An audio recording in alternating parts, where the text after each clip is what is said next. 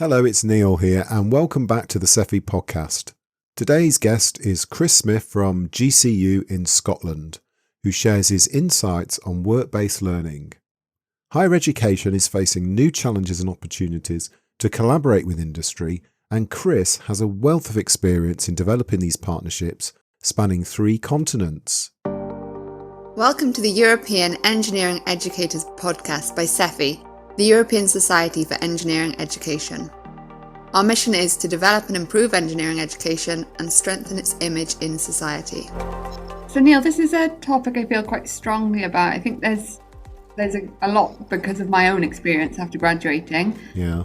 I'm feeling a sort of massive gap between the education and sort of engineering and practice. And this definitely influences the way I work and the way I teach now. So, for example, I've co-created assessment with industry. Yeah. I've been quite involved in organisation of sort of industrial advisory boards who sort of help form our curriculum. And I've also been involved in mentoring sort of year in industry students as well. However, I have sort of experienced some of the difficulties in communicating with industry where maybe we've got slightly different expectations. Yeah. Different realities, and so I'm hoping to learn a bit more about better ways of working. What's your experience been? Well, I have similar experiences and done similar things to you in this area, and I think in my experience, many engineering educators, have research backgrounds, not necessarily worked in industry, or like me did, but a long time ago. And I just think, regardless, not every industry experience and culture is the same. Yeah, of course. So sort of the environment that engineering's practiced in industry, from my experience, at scale, with sort of robust tool sets to international standards in large teams, accountable to the bottom line, I just think it's very different to this more sort of scholarly university life that we enjoy. So sort of learning engineering to a degree level in the context where it's going to be practiced, I think it's clearly going to lead to different outcomes and types of engineering graduates. So why isn't this work-based learning more common, or indeed the de facto way of studying engineering? I'm interested to hear what insights Chris can give us today on that. Chris, welcome. Thank you so much for joining us today. It's lovely to be here. Thank you so much for asking me. Right. So Professor Chris Smith is from Glasgow Caledonian University in Scotland, the UK. He has an international reputation in work-based learning across Europe, Africa and India. In the 2000s, his prolific decade-long research collaborations with opto, electronic and photonic industry gave him direct experience of engineering graduate employment practices. Since re-entering academia, he's designed flexible work-based learning programs. His current research interests include improving university access to people with professional experience. So, Chris, you've had a very varied career. Why did you make that step back into academia? I missed the academic colleagues was part of the answer. But as you've said in your introduction, I was heavily involved in recruiting engineering graduates and could see these very capable individuals emerging from great universities with engineering degrees at undergraduate and postgraduate levels, but then struggling to settle into the world of work in terms of the practical activities that they needed to undertake. And that provoked that question in my head of, why have we got to this place? Why is industry and academia not collaborating more? And that's really what drove me back to go into academia, to try and look and address this from the inside rather than sitting outside. Yeah, great. Hi, Chris. Hi, Neil. So you're from Glasgow Caledonian University in Scotland. It was founded in 1993 when Queen's College and Glasgow Polytechnic merged. It has approximately 18,000 students, 1,500 staff, and its founding motto was "For the Common Weal," spelled W-E-A-L. And today it calls itself the University for the Common Good. So can you tell us more about engineering at GCU? I'd be delighted to, and well done on the pronunciation of wheel and spelling that out for everybody. For those that are non-native Scottish speakers, wheel is just another word for good. So engineering at GCU is quite a diverse area. It is housed in one of the three main schools of the university in the School for Computing, Engineering and Built Environment. It doesn't just have a long history in offering full-time employment, but also in offering part-time provision, and has offered part-time programs in engineering for over 25 years. And obviously is a key part of the university in that the school trying to reach and support engineers, not just young people leaving school, but those that have been in the industry that desire to upskill themselves to get new knowledge and new qualifications. And that in ways has very naturally led on to the university moving into the graduate apprenticeship area. So GCU is currently the largest by number provider of graduate apprenticeships in Scotland.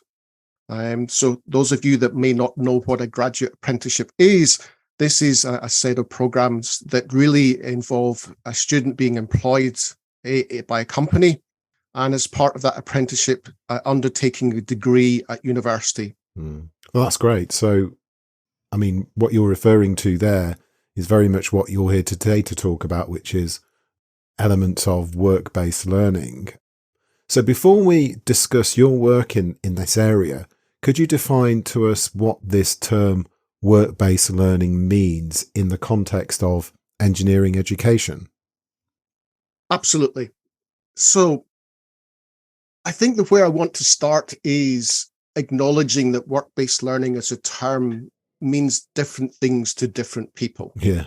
But to me, work-based learning is about a collaboration, a partnership in education that focuses on allowing an individual, whether that be somebody in a full-time or part-time program, to engage in authentic learning, something that equips them with theories, but also understanding the context in which they're going to practice those. So there's a kind of triadic relationship between an education institute, the students that are studying, and the work context in the form often of an employer. So to try and make this a bit more tangible, examples of work-based learning that fall under this term include internships and placement. So often our full-time students will take some time in industry of different lengths and degrees. We've discussed apprenticeships already. It could be continuing professional development, CPD courses. It might be industry project work. It could be really bespoke co-designed programs as well, where that level of collaboration goes to a higher level. So, Chris, it seems like a lot of benefits of this sort of work-based learning is sort of focused on the types of skills that our graduates have going into the workplace and really developing what we need for the engineering workforce. I'm wondering if you could sort of tell me about some of the other benefits and sort of how the role of work-based learning is seen as part of like the wider education system.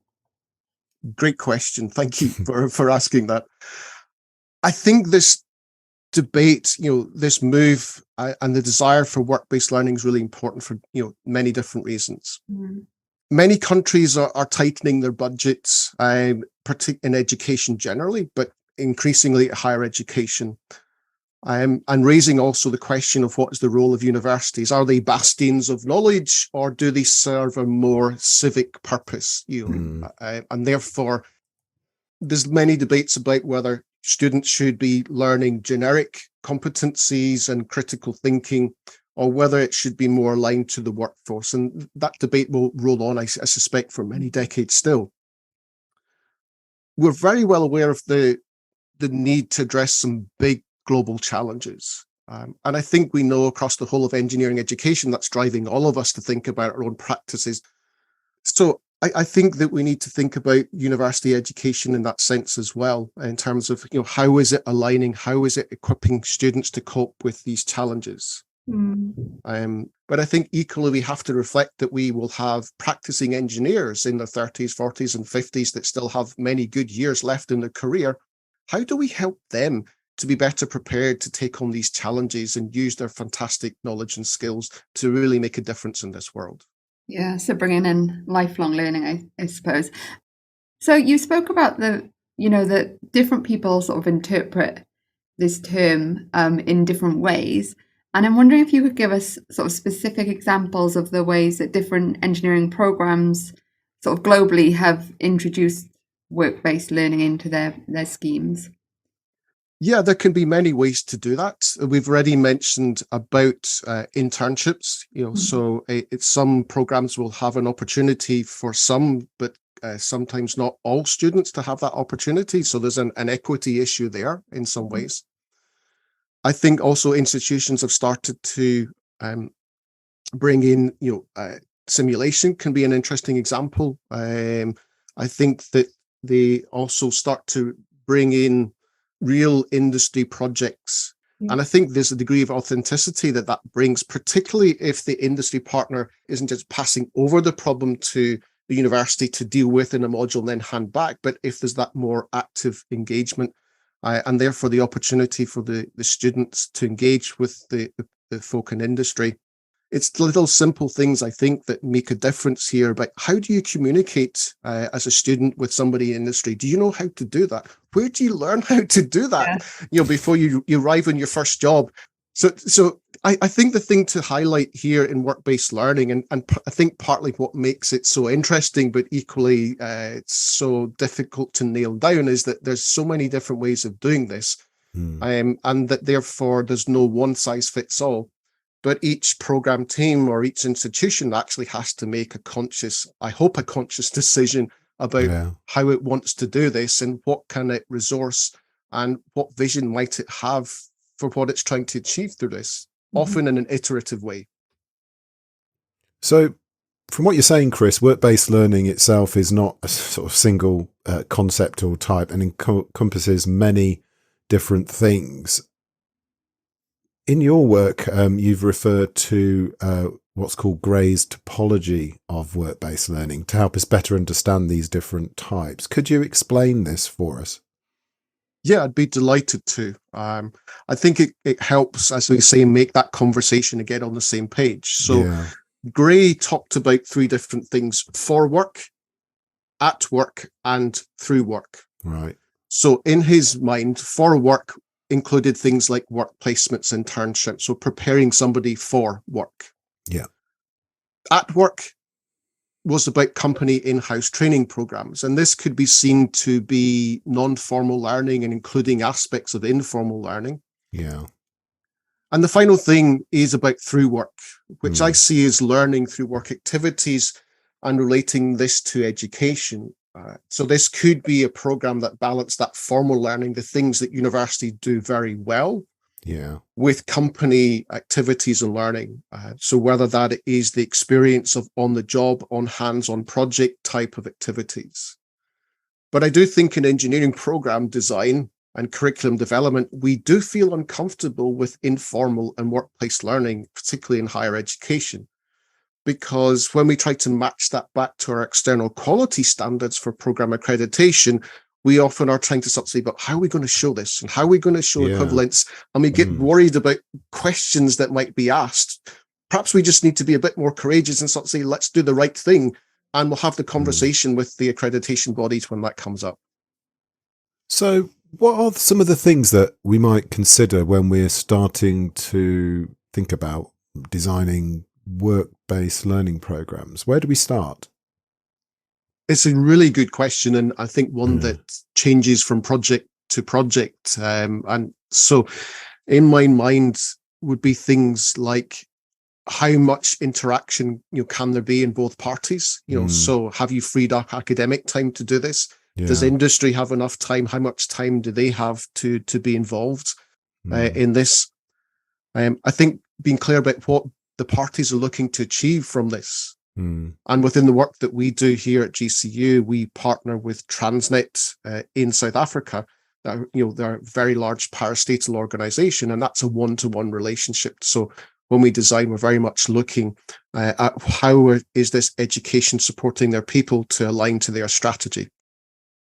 I think also we have to think about readiness of the partners to move forward with this.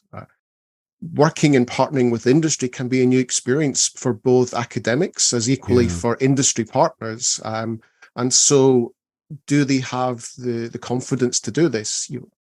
So there's some literature on work-based learning that might help us develop this. And a key work in this area is that of Fernández Barrejo, Kikale and Devins, who looked at 14 work-based learning programs across Europe and came up with a popular framework for better understanding these different stages and stakeholder interactions. Could you describe this framework to us? Yeah, I'd be delighted to. It's really good you found that article. It's one that I refer to quite a lot myself.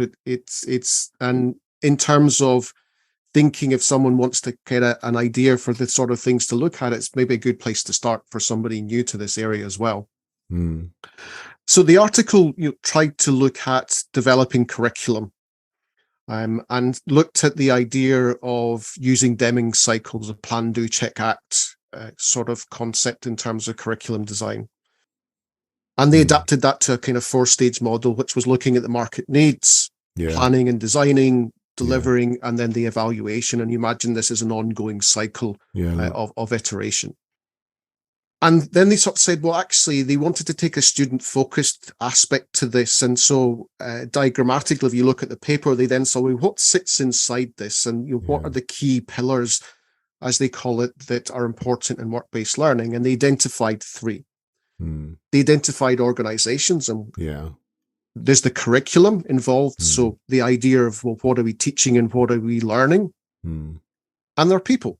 That need to be and interacting with this, the students, the people in industry, and the academics. And so they see these as being 3 dimensions that need to be considered in work-based learning programs. And so they talked about the interaction between organizations and curriculum, and they called that doctrine. So what is the balance between market needs, i.e. what's industry screaming for or wants, and what do academics need to deliver, perhaps because of their benchmark statements? And inevitably there's a tension there. And that needs to be ironed out in discussions. We've seen examples in the UK, I think, where too much power's gone one way or the other. And that, I think, in some way leads to not the optimal output for anybody. So, Chris, you just described this framework, which includes industry or employers, higher education institutions and students, as well as the curriculum. Can you tell us more about the relationships between them and how they all work together? You've heard me use the word triadic. Yes. Already. Maybe that's going to be the repeating word throughout this this podcast. Sometimes it's called tripartite, but it's very much that there's a balance between the learner, the student, the university, and the place of work or the employer. And that exists to varying degrees. There are opportunities and challenge in this. How much collaboration can there? How much collaboration should there be between these different parties? And how do we know where we are in terms of collaboration? Are we in a very symbiotic collaboration and partnership, or are we quite detached and perhaps not aligned and not speaking the same language? And I suppose in my own work, I started to look, other analogies, how have people looked at this? And as we often do in academia, we adapt models or try to translate them into different contexts. And so when we think about this, we think about co-creation and co-production and the level of participation. So if we look at co-creation, then there's some really interesting work that was done, particularly between students and faculty in terms of co-creating curriculum. And in some instances, people have then looked at and used a previous model, called Arnstein's ladder of participation, which is trying to look at who has the power and how much power do they have in that relationship to actually genuinely participate and impact change.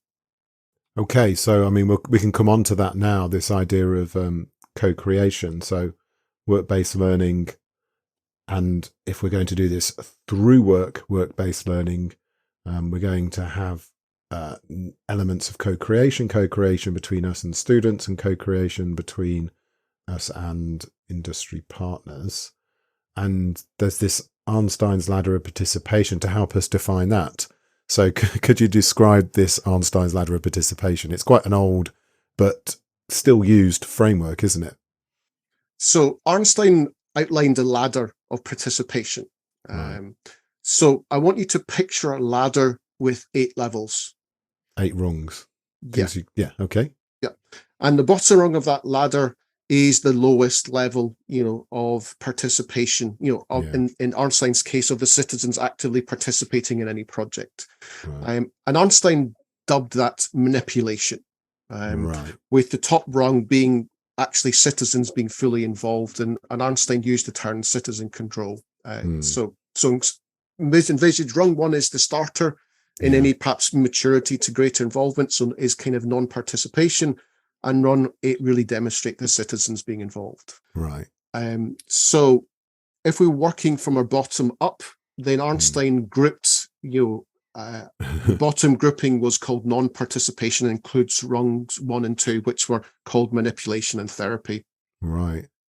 The middle group, the second grouping, is called degrees of tokenism, and covers the 3 rungs from rung 3, 4, and 5, and then the uppermost group was dubbed degrees of citizen power, which covers rungs 6 to 8.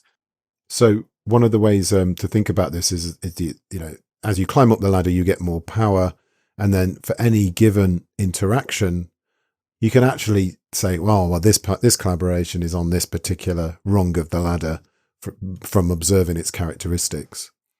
Yeah, absolutely. Okay, so it sounds to me like this is quite a powerful tool in itself for making sure that actually these interactions are meaningful. Do we always want to be at the top level of this ladder in this work-based learning sort of design space?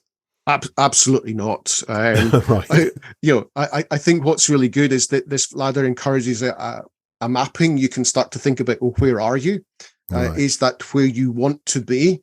As a program team, as an institution, do you want to go somewhere else? But equally, it might spark ideas about, we're very good at this level, but I see that we could, with our industry partners, or we see a new opportunity, but actually the solution to this from an educational standpoint is actually a different form of collaboration. So it's not about trying to standardize what you do as an institution. Perhaps it's just about trying to find and diagnose where certain things would best sit. So, Chris, as we sort of move up the ladder, some of the activities we might get involved in are things like informing, consulting, and in some of your work, you refer to this as sort of tokenism. So I'm just wondering if you could give us some examples of the kind of work that goes on at this level of the ladder. Keeping in mind that there's kind of this frame of ladders, I imagine. If we're then looking at student participation and this and their agency at the tokenism, this could maybe be, choosing something in a constrained way. So from an industry perspective, if we look at industry and academic interaction, this may be like a letter of support from industry for a program change. Yeah. It's great the company's supportive, but does that mean that the industry partner was able to provide any key insight to this? Mm-hmm. Are they going to help support this change and really drive and help it flourish? Mm-hmm. I still see very much the university being in control at these levels. But some of that may be driven by its vision and strategy, its expertise, and also the quality assurance approaches here. But also resourcing. It's a perennial question for us in universities about what can we do with the number of staff and the number of hours that we have. And sometimes to drive those higher levels of collaboration, you need to free up time and have the right people to be able to make that interaction work. So, Chris, how would we go about moving from sort of this middle part of the ladder to the top of the ladder? I'm wondering if you can maybe provide an example of where this has happened before? Yeah. Asking the question, it makes me think when I was at Coventry University, and Unipart, which is a large international company, raised an important question with us, which was there a way for what they cover in their graduate scheme to be more of that to be covered within the educational program? So graduate scheme is what students go through after they graduate, through a structured program that company feels they need to do in order to be competent. Provocative question, we're using provocative frameworks. And again, here's another provocative question from industry. And rather than ignoring that, this actually resulted in a very strong partnership in the creation of AMA in Coventry, and resulted in the design of the B-Eng and M-Eng manufacturing engineering program. This would definitely be at the top level, upper rungs in terms of employer engagement. As the curriculum was co-created, we looked at their graduate scheme, what they were doing, and we're folding that back into the design of what was happening. Sure. Okay, so I've got two thoughts after you've said this. So one is about sort of graduate training schemes that are done in the workplace.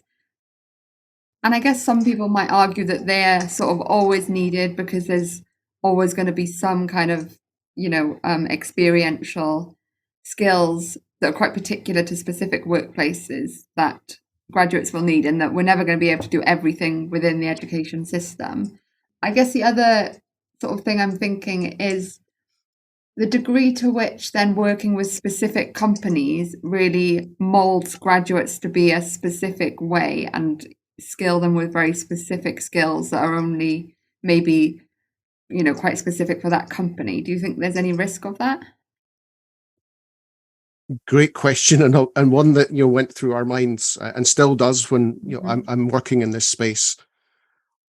I think that when you have such a strong industry partner, we come back to this idea of doctrine in terms of the framework that we discussed previously.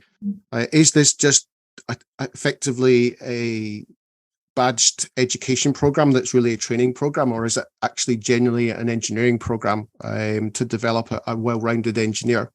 And I think that this is where the strength of that relationship between the university and industry comes in, about having those conversations about, well, at the university, these are our considerations. We have to map to our benchmark statements, the things that the engineering council or professional bodies are looking for.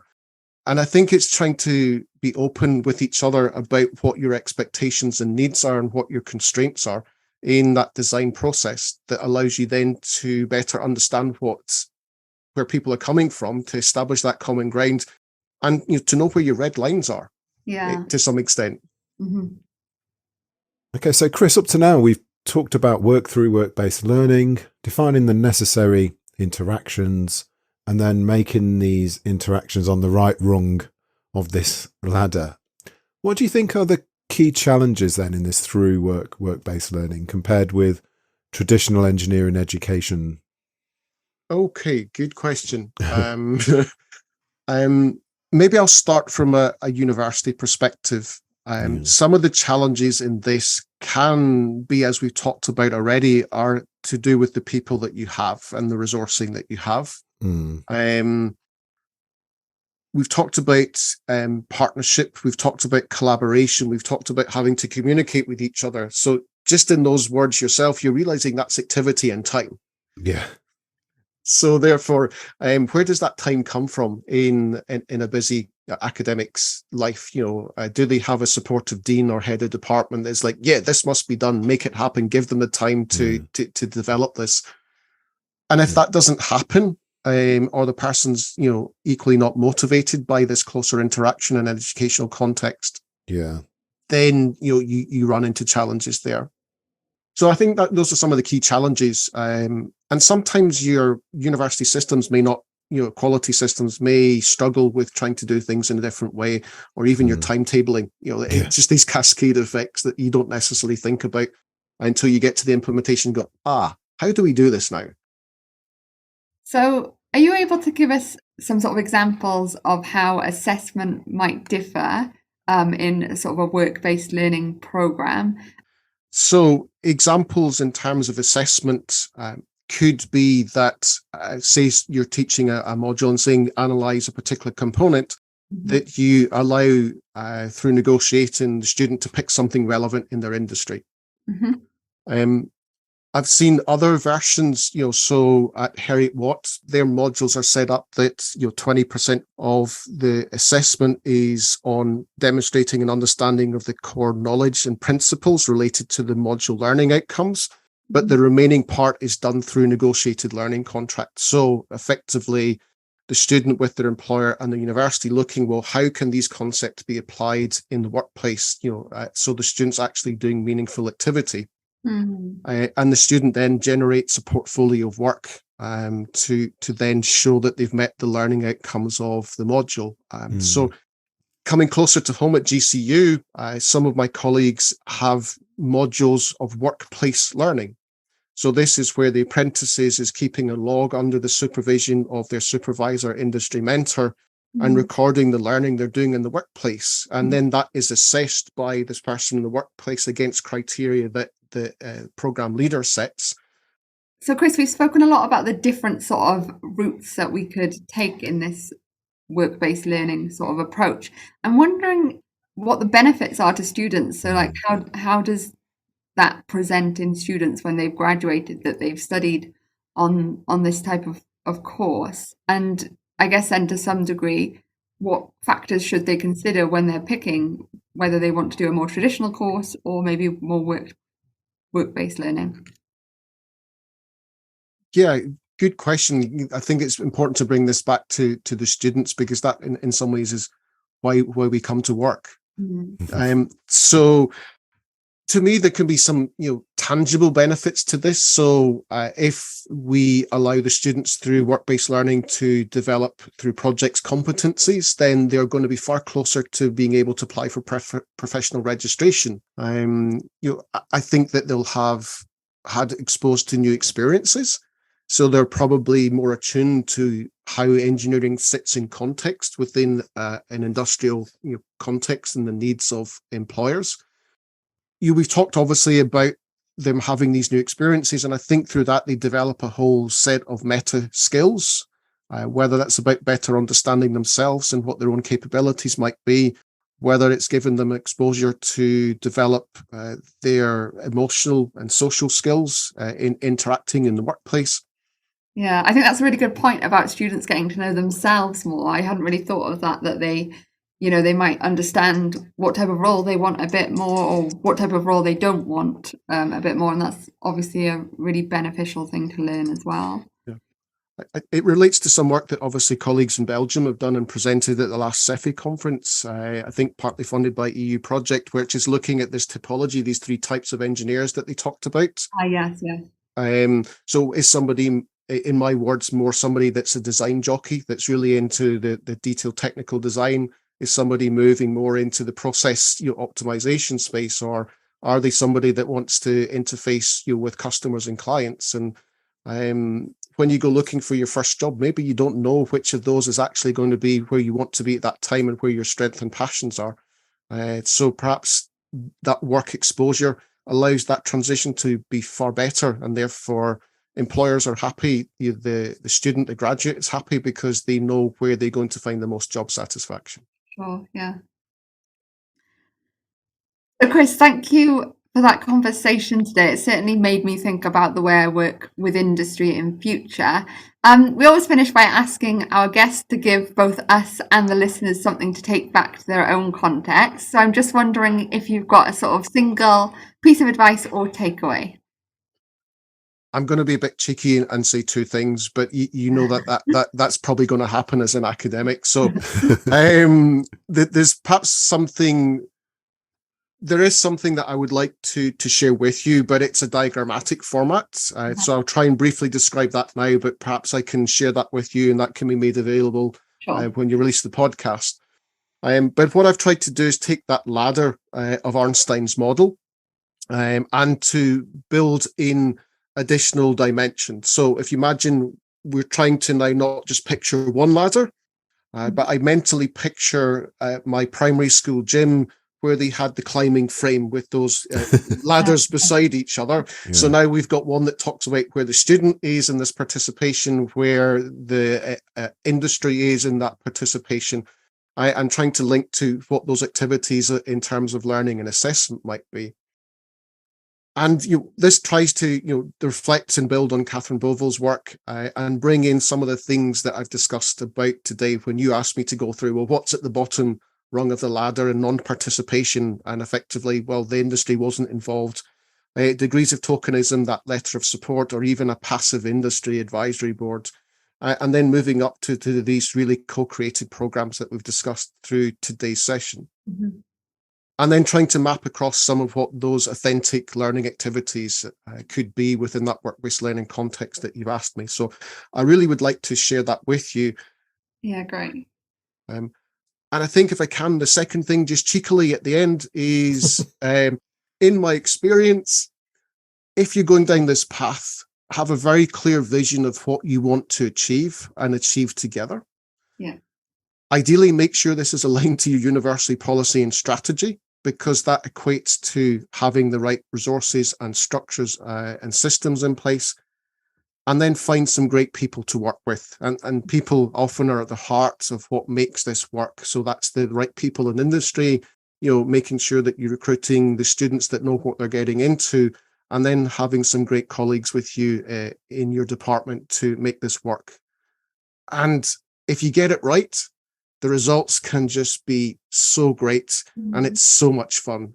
So I really, as you can see, I've been working and designing work-based learning programs for the last 14, 15 years now.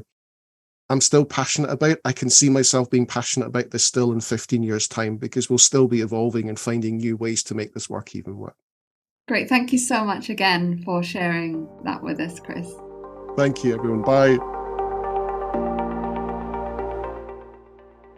So, Natalie, I remember when we went into this episode thinking that, maybe work-based learning isn't that important. Higher education is a place for sort of expanding horizons. It's a relatively short period in someone's life, although quite key. And I just thought, there's plenty of opportunities to get industry experience once you're in that 9-to-5 job. Mm-hmm. But sort of after talking to Chris, I realised that, of course, this is coming from a relative level of privilege. And it's also about kind of lifelong learning and kind of intertwining study and work so that people can kind of benefit throughout their working lives. Yeah. And I also thought his use of Arnstein's model of participation was good. And since then, actually, whenever I've seen any partnership and collaboration, I've just found it easier to spot where the tokenism is and, where that's useful. So, yeah, I got a lot from that conversation. Yeah, I mean, you're right. That model is really flexible and can be used in different scenarios, I think. And it's an old model, isn't it? Yeah. So I guess it has been applied to lots of different settings and scenarios. I guess what I got mainly was that I need to be maybe more strategic. Like, I hadn't thought of all the different options that there could be for sort of work-based learning and how that might look and why you might sort of take on particular approaches. And I think I've, as I sort of mentioned at the start of the episode, I've tended to just sort of throw co-created assessments into modules, thinking that that'll, help with students getting an authentic experience. But I think maybe I need to think more about what I want to achieve with that, like what I want the role of the industrial partner to be, and be a bit more strategic in my approach and sort of thinking about how that can be have a bit more longevity, I guess. And I guess, again, like you said, that the models that Chris introduced us to really helps with thinking in that way. Okay, so thanks for joining us again for this episode. Remember that the show notes are available if you want a bit more detail about what we've spoken about today.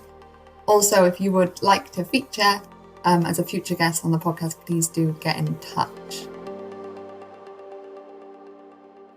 Okay, everyone. See you next time. Goodbye. Bye-bye.